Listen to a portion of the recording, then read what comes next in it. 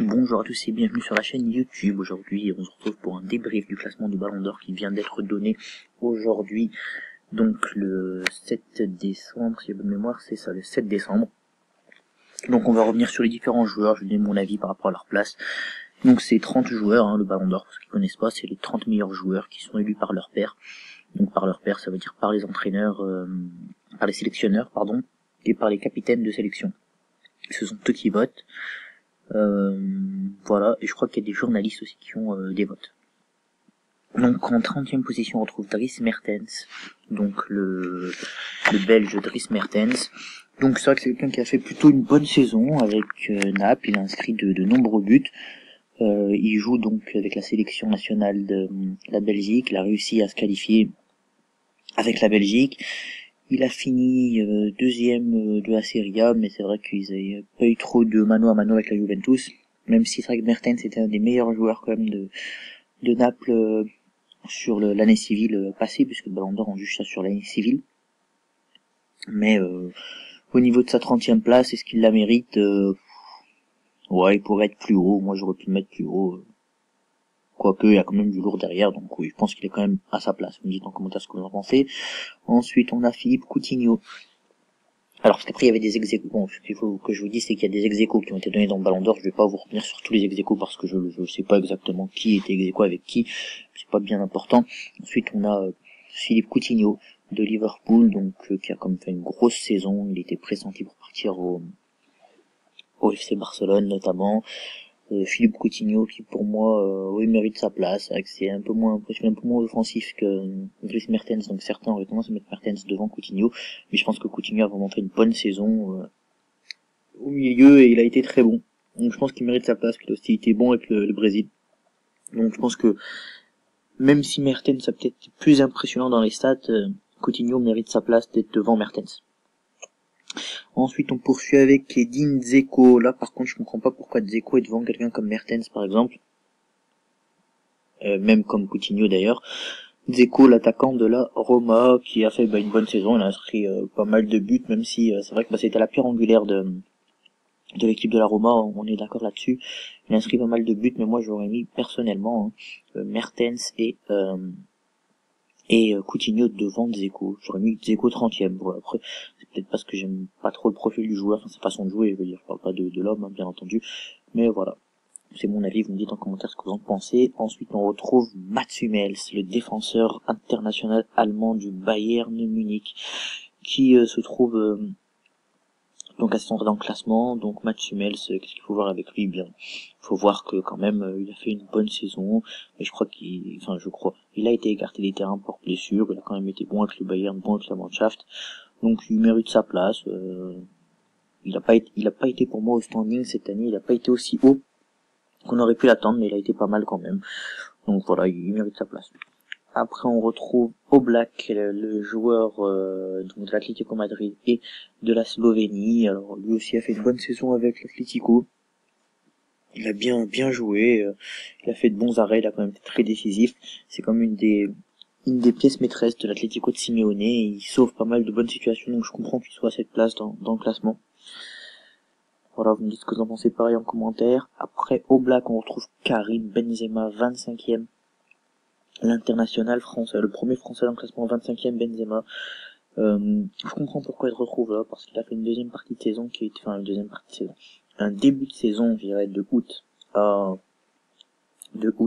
maintenant décembre où il a pas mis trop de buts, donc je comprends pourquoi il se retrouve là. Et s'il avait mis peut-être plus de buts, je pense qu'il aurait pu se retrouver plus haut, mais déjà il a une bonne place quand même, 25e du Ballon d'Or, faut le faire.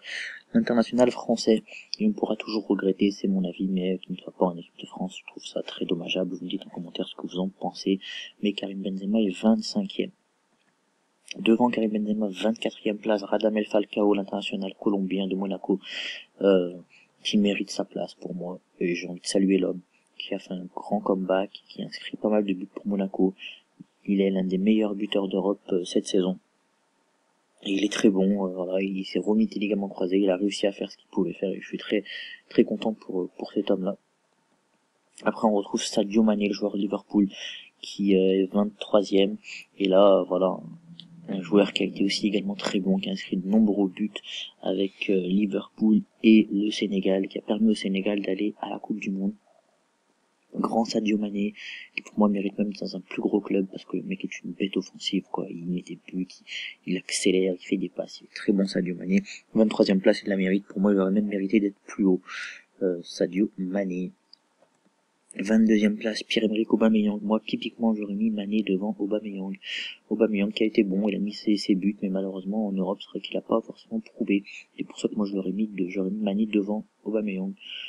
Parce que je pense que le championnat anglais, on a plus de mérite à marquer des buts en championnat anglais qu'en championnat allemand. Voilà, c'est mon avis. Donc voilà pourquoi j'aurais mis Aubameyang derrière Mané. Mais Aubameyang a fait une bonne saison, c'est normal qu'il se retrouve là, cette 22e place, si j'ai bonne mémoire. Ensuite, on retrouve Leonardo Bonucci. Je pense qu'il est là surtout pour sa saison à la Juve et le fait qu'il est en finale de Ligue des Champions, et pas pour ce qu'il a fait avec le Milan AC, mais son nouveau club, c'est le Milan AC. Et il a été très bon, Bonucci, c'est l'un des meilleurs défenseurs du monde, on le sait. La charnière qui est formée avec Chiellini était juste extraordinaire, monstrueuse. Là, au Milan, il a peut-être un peu plus de mal, dans l'effectif, mais pas le même. Mais Bonucci, un des meilleurs défenseurs du monde, c'est normal qu'il soit ici. Après Bonucci, Derea, voilà, encore un gardien, encore plus haut. C'est vrai que Derea est quand même un des meilleurs gardiens du monde, on a tendance à l'oublier. Mais il fait de magnifiques parades, David Derea. Et voilà, il aurait dû partir au Real Madrid, c'était dans les tuyaux. Zidane n'en a finalement pas voulu pour pas casser son groupe.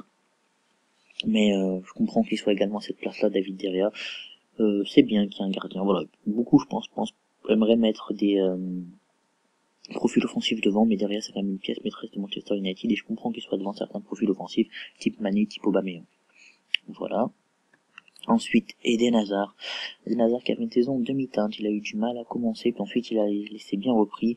Donc content pour Eden Hazard qu'il soit là, mais pareil, je pense que c'est un talent, un grand talent, et que s'il fait une grosse saison, il a la possibilité un jour de gagner ce ballon d'or, mais il faut qu'il se dépêche, parce que je crois qu'il a 25 ans maintenant, Eden Hazard, donc il ne reste pas tant que ça d'années à vivre dans le football, je vais dire. Et surtout, il faut se dire une chose, quand Ronaldo, Messi seront plus là, parce que ça va arriver, quand ils seront plus en activité dans le football, Hazard, pour moi, pourra faire partie de ceux qui prétendent au podium, il en a le potentiel. Donc j'espère vraiment que voilà, ici, il fait une saison vraiment complète, il peut se retrouver encore mieux placé dans le ballon d'or, même si c'est déjà, j'imagine, pour un joueur de foot extraordinaire d'y être. Après, on a Antoine Griezmann, un autre Français, Griezmann, 18e, je crois, j'ai bonne mémoire, qui fait quand même une bonne saison, très décisif avec l'équipe de France, une petite période de disette avec l'Atlético Madrid, mais il mérite sa place. Bon, c'est vrai que malheureusement il n'a pas gagné de trophée, donc je comprends pourquoi il est pas plus haut, même si par rapport à Benzema, alors moi je vois pas un gap aussi important de place, quoi, entre les deux hommes. Mais bon, c'est mon avis. En tout cas, voilà, Griezmann, bravo à lui. Après Griezmann, on retrouve Toni Kroos, le milieu de terrain de la Mannschaft et du Real Madrid. Lui aussi, pièce maîtresse du système de Zinedine Zidane.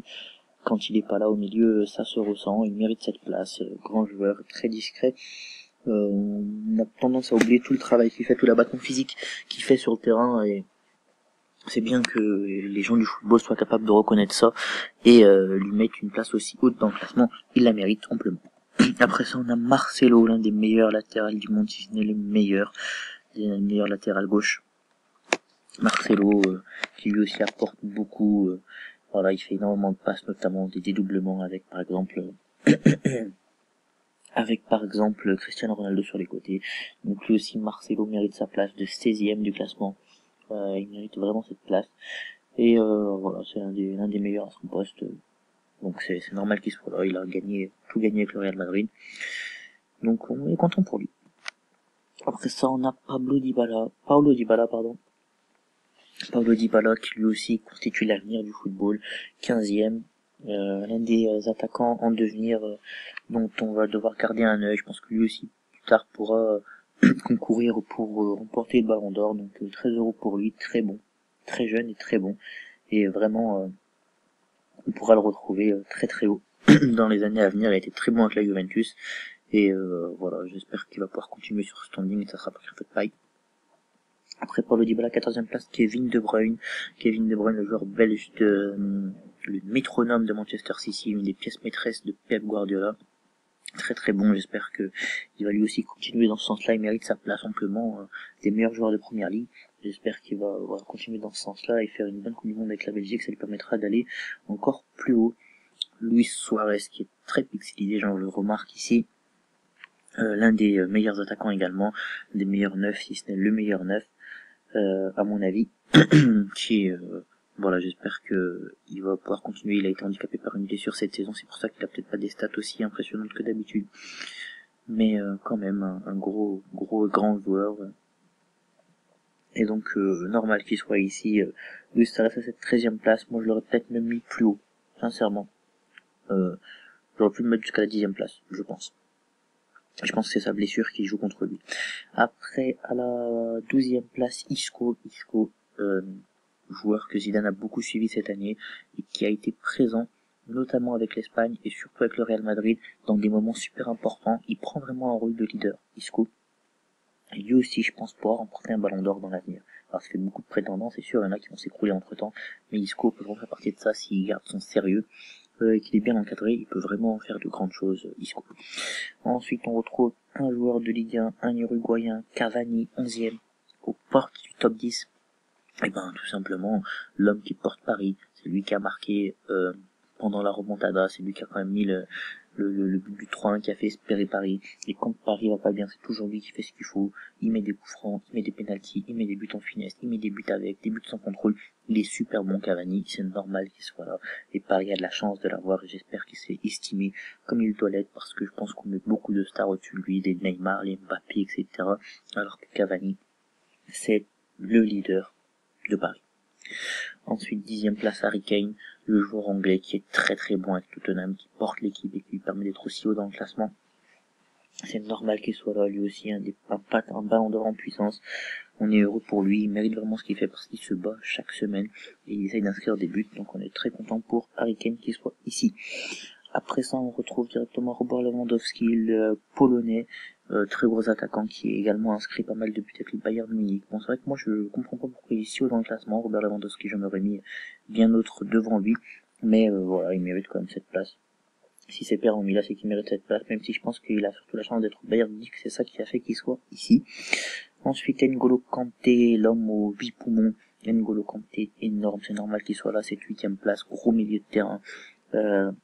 Gros potentiel, il est super bon en équipe de France à Chelsea et il continue sur cette lancée, voilà, il a une trajectoire exceptionnelle, on espère qu'il va continuer et lui aussi pourrait gagner un ballon d'or un jour dans sa vie, ça serait mérité.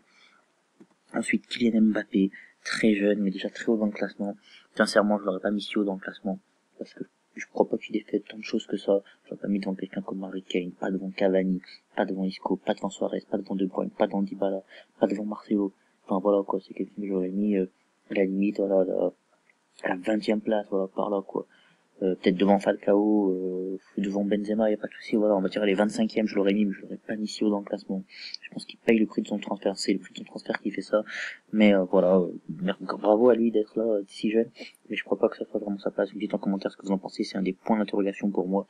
Mbappé, Sergio Ramos, le meilleur défenseur du monde, sans nul doute, qui mérite sa place ici. Je suis content pour lui qu'il soit ici à cette 6e place. Il mérite vraiment ça avec l'Espagne, avec le Real, il est impeccable, il gagne tout. Ensuite, Luka Modric, qui est aussi énorme joueur, qui est souvent oublié par de nombreux spécialistes du football, pourtant l'un des meilleurs à son poste, un des meilleurs milieux. Bravo à lui d'être ici. Didi Buffon, 4e, j'espère qu'un jour il recevra un ballon d'or d'honneur, parce que certainement que c'est la dernière fois qu'on le retrouve dans le classement, et pourtant c'est un magnifique joueur, qui a apporté tant au football et tant d'un point de vue émotionnel que sportif, donc bravo à Didi Buffon, j'espère qu'on retrouvera dans le classement, qu'il recevra un jour un ballon d'or d'honneur, il mérite cette 4e place pour sa finale de Ligue des Champions. Ensuite, Neymar, 3e, le joueur du PSG, qui mérite également cette place, il a fait une bonne saison avec le Real, le Barça, pardon. Il était grand acteur de la remontada. Je sais pas s'il sera aussi bon cette année. Je sais pas s'il sera sur le classement du Ballon d'Or. C'est possible s'il continue comme ça, il n'y soit pas du tout, à mon avis. Lionel Messi, second. Ça fait quelques années qu'il est derrière Cristiano Ronaldo. Il a fait une magnifique saison, mais Ronaldo est encore meilleur. Mais Messi pourra encore gagner un Ballon d'Or, j'en suis certain. Mais voilà, c'est super d'avoir ces deux joueurs. Et là, plus de suspense, vous le savez. Cristiano Ronaldo, il s'assoit sur le football. Un nouveau Ballon d'Or pour Cristiano Ronaldo, ultra mérité. Il est gagné Lionel Messi. Bravo Ronaldo. énorme joueur. Voilà, on arrive au terme de ce ballon d'or, du classement du ballon d'or. N'oubliez pas de liker, de partager, de commenter la vidéo. Vous me dites en commentaire ce que vous avez pensé du classement, quel serait votre classement et quelles sont pour vous les plus grosses anomalies. Moi, comme je l'ai dit, surtout le cas Mbappé, j'ai hâte de vous retrouver. Allez, salut!